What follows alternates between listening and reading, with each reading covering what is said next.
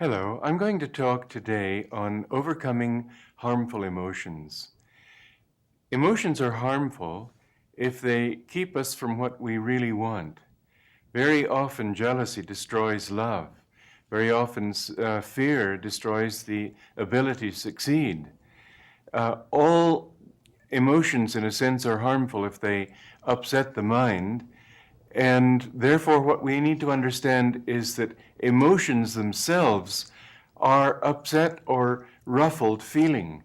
Feeling is the intuitive part of our nature, without which we really couldn't understand clearly anything. The brain can see all sorts of possibilities on a logical level. It's the intuition that says, yes, this is what's right for me, this is what I have to do. The intuition that recognizes a truth or a falsehood, that recognizes the validity of one situation and the invalidity of another. Now, that feeling, when it's kept calm, is able to perceive clearly. But it's like the ripples, it's like the surface of a lake when it has ripples on it. You don't see clearly the image of the moon up above. The emotions are the feeling quality in human nature with ripples in it. Emotions always relate to likes and dislikes, the attraction and disaffection. And what we want to do, first of all, is overcome those emotions which are particularly harmful to us, and then learn how to control all emotions so that we can always direct them in the best way possible. Emotions are a tremendous aid if we use them in a focused way. But there again, that transcends the ordinary aspect of emotions and brings it into the level of feeling. It's been said, for example, that nothing great was ever performed without enthusiasm. Well, enthusiasm is a kind of emotion, but it's a constructive emotion, and it leads toward that level of calmness which finally can help us to distinguish between true enthusiasm and false enthusiasm. That is to say, enthusiasm over things that really are good for us, and enthusiasm over things that could, in fact, hurt us. So the intuitive faculty is essential, even in an emotional state, that we bring the intuition to bear to know how to direct our enthusiasm, how to direct our joy at meeting an old friend that we haven't seen for years, how to direct it lovingly toward our wife or husband or children or friends. All of these are emotions, but at the same time they're focused,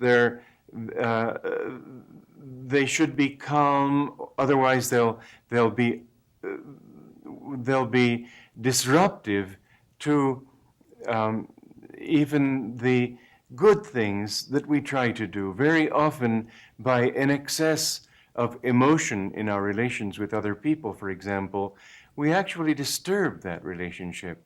If we can keep it calm enough so that the feeling can come through, the intuitive faculty can come through, there comes in then a sensitivity that makes it possible for us to always bring our emotional and feeling quality into a constructive light. In the theater today especially, you find that actors and actresses seem to be almost judged as to how good they are by how much emotion they can display. Usually that emotion is a harmful emotion like anger, rage, jealousy, vindictiveness.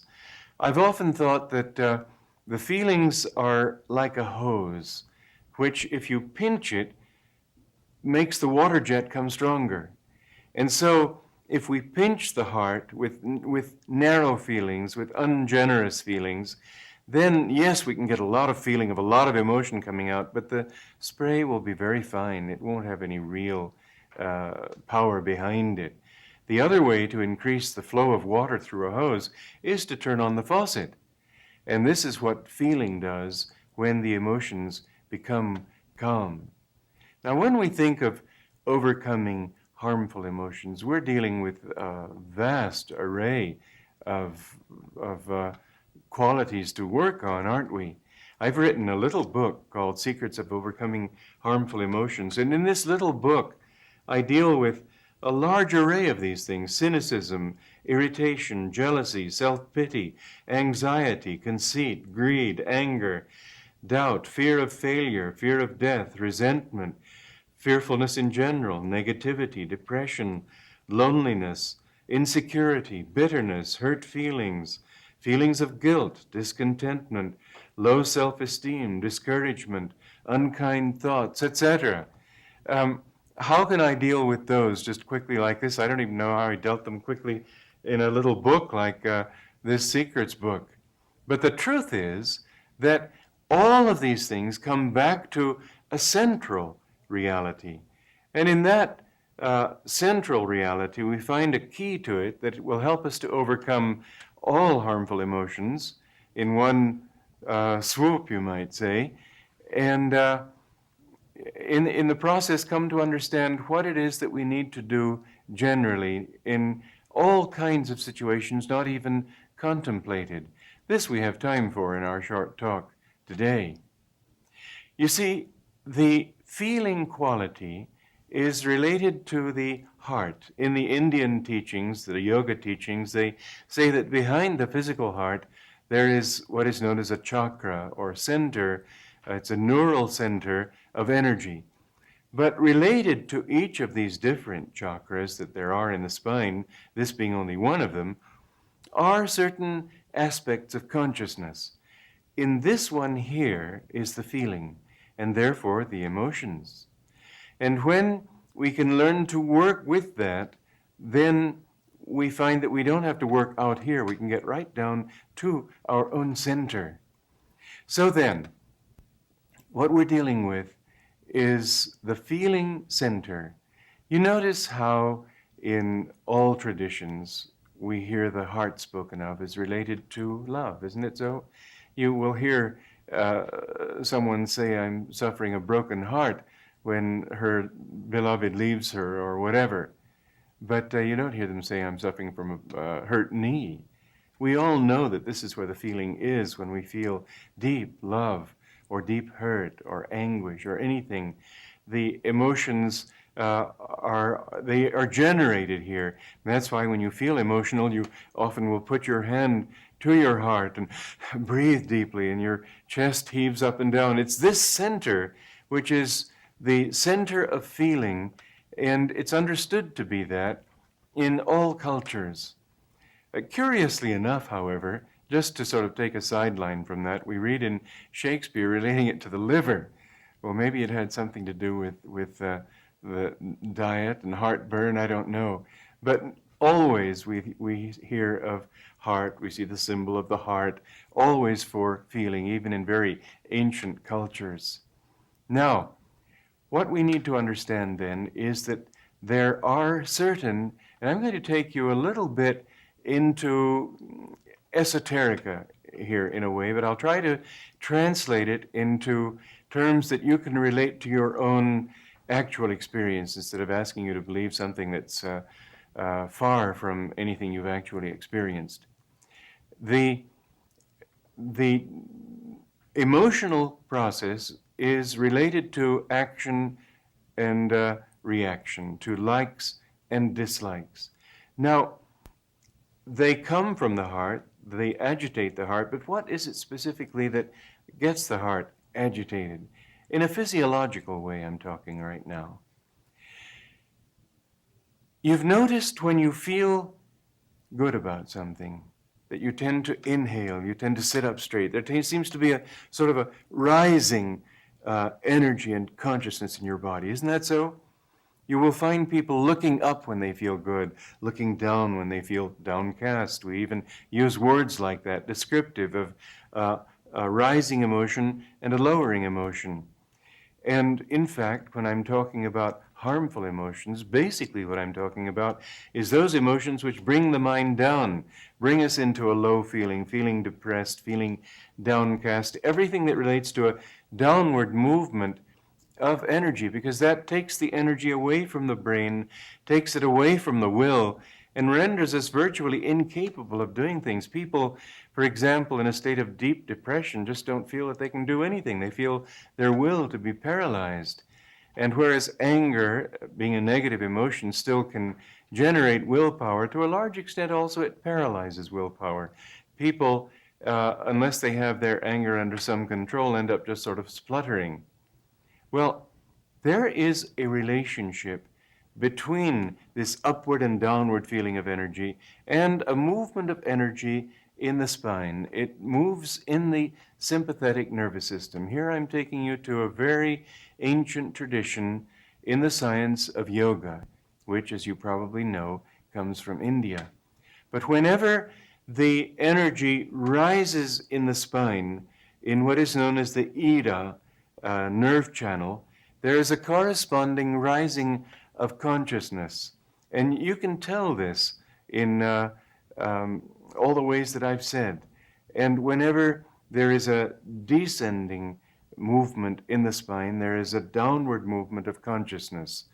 These two need to be balanced. In the Bhagavad Gita, it said that you need to pour the pran, as the rising energy, into the apan, which is the descending, the apan into the pran, to balance the two out. And when these are balanced, then you can achieve enlightenment. Yoga has been described in the ancient treatises, this is in the Yoga Sutras of Patanjali, as the statement in Sanskrit is yogas chitta vritti nirod. Yoga is the neutralization of all the little vortices of feeling. You get your feeling desiring something, and it moves in a vortex also. So you've got two things going here, an upward and downward movement, and then vortices that bind that movement, hold it locked, committed to a particular line of desire until it's released, and then it can flow. But it's only when these all become neutralized that the mind becomes so still that it can reflect the highest realities and clearly understand any reality that is presented before it. You notice little children, they are much more emotional. They haven't nearly the control usually that adults have over their emotions. And perhaps I should add that some people are 50 and 60 and not yet adult. But anyway, we see it particularly in little children, that when they find something that they really like, they jump up and down. They just can't control this energy that's rising. Then when they feel unhappy and they're weeping about something, the energy is going down like that because it's so on the surface of their consciousness in their reaction to things, action, reaction. All of this is indicative of this ancient truth that was discovered by great sages, analyzing the consciousness of man and seeing how that consciousness operates in the body and how we can use the body also to bring harmony on that part of ourselves which is more difficult to observe, our thoughts, our feelings, the subtle inner side.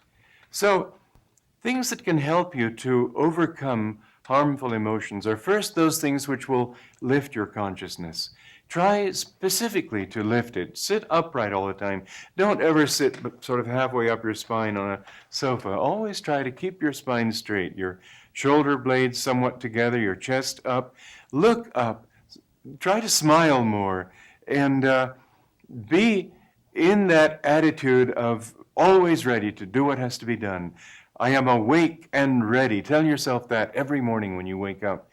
Repeat it. Walk in place and say it. It will help you to generate that thought more strongly. And then, even when you stand, try to stand more on the balls of the feet, less back on the heels. Everything about you, try to keep it in an upward feeling. Another thing is always to try to keep your will strong. Don't allow it to fall into negativity. Try to learn to say yes to life rather than no. Let your first reaction to anything be yes, and then figure out how you can make it happen.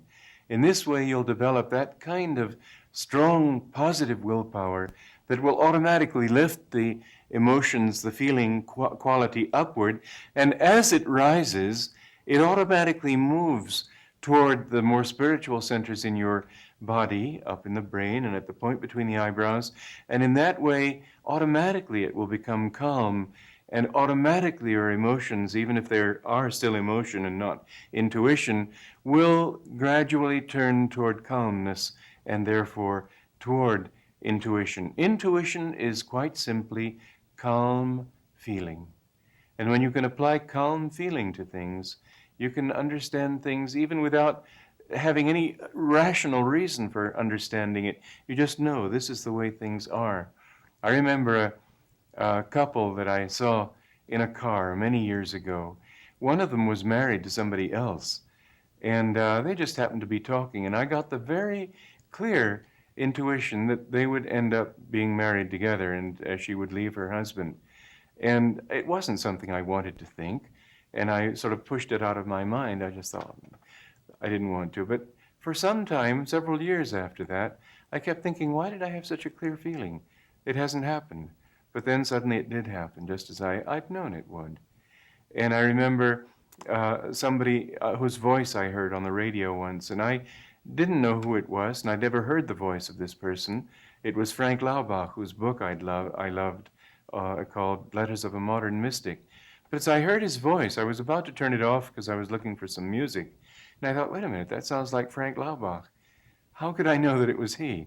But a few minutes later, the announcer said, you've been listening to the Reverend Frank Laubach. This is the intuitive quality that we all have when the feelings are calm and unprejudiced. Now, if you will take whatever feeling you get in your heart, if you get a harmful emotion, don't try to think your way through, because reason always follows feeling. So leave reason out of the picture. Don't try to understand. Try to redirect your energy. Then true understanding will come. And until then, you may even think you understand. It'll be a wrong understanding. You'll see things distortedly. So try first to calm the feeling in the heart. One way that can help you is to do some deep, slow breathing, bringing all the energy focused here. Then breathe in and direct that energy, because you see the upward and downward movement of energy in the spine are related to the breath. This is related to a great science of yoga known as Kriya Yoga, which I'm not going to be able to go into on these programs, but essentially it's related, it deals with the relationship between breath and this movement in the spine. You've noticed when you feel good about something, you don't only look up, feel an upward rising, you also inhale, don't you? And when you feel badly, you sigh, you exhale. The upward movement is related to inhalation, the downward to exhalation. So one thing you can do is inhale and feel that you're drawing all the energy up and focusing it at the point between the eyebrows and just burning away any negative emotion. And then when you exhale, feel that you are expelling all the negativity, all the downward feeling, just sort of taking those mental toxins, shoving them out of your system, throwing them out, and then become focused here and in that inner peace. You will find that this simple physiological, psychophysiological practice will help with any emotion that you may be dealing with, be it jealousy or anger or fear. Try to get calm first. Don't react quickly. It would be good even to leave the room if there's something there that's upsetting you. Do some deep breathing, calm your mind, direct your energy upward, then deal with it. When your energy is moving upward toward calmness, that's the safe time. Otherwise, the mouth is like a cannon, Yogananda used to say, and the words that we shoot out of it are like bullets that can destroy many things: friendships of lifelong standing, success, security. Everything in life can be ruined by harmful emotions, but by the same token, everything good can be achieved by directing those emotions in a positive way, and particularly toward the calm feeling that is intuition. Joy to you.